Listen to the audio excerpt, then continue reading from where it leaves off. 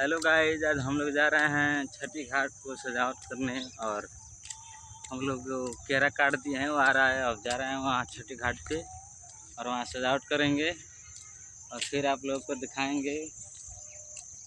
और देखिए हम लोग कुदार ले लिए हैं और जा रहे हैं इसको सफाई करने के लिए, इसको सजावट करेंगे। फिर आपको वहाँ दिखाते हैं घाट पे कैसे सजावट करते हैं। फाइनली हम लोग बना दिए, घाट सजा दिया है। देखिए कितना मस्त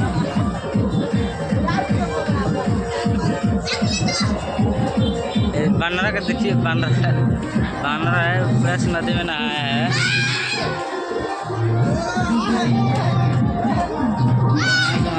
घाट सजा दिया हम लोग और जा रहे हैं घर और फिर शाम को मिलते हैं, दोबारा कराएंगे।